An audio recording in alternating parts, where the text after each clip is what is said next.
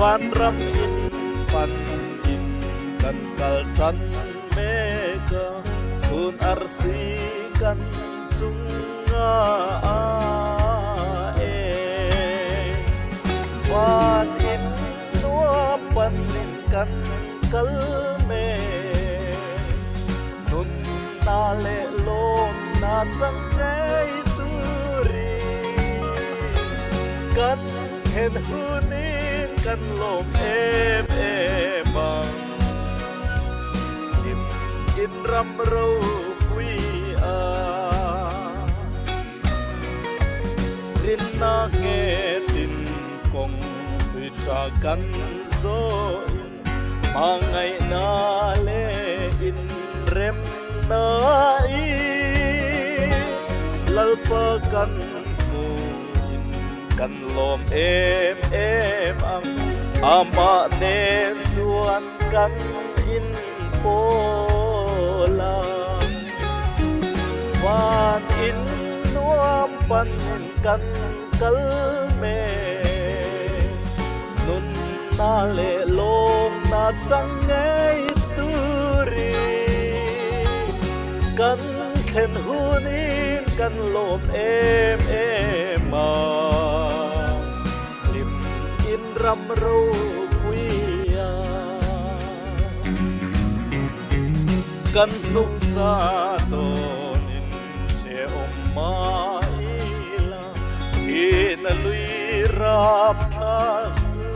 tuari lal pan ra le lam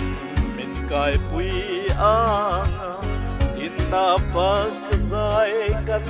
sa len van in nuam pan in kan kal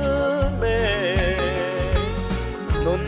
na le lom na chang ngai turi kan khen hunin kan lom em ma im in ram ro pui a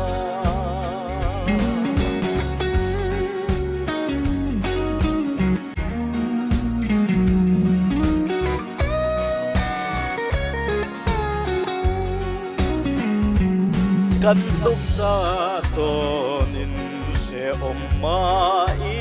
la hin lui rap thak zu tuari lal pan ra le lam min kai pui anga tin na phak zai kan sa len a van in nuam pan in kan kal me nun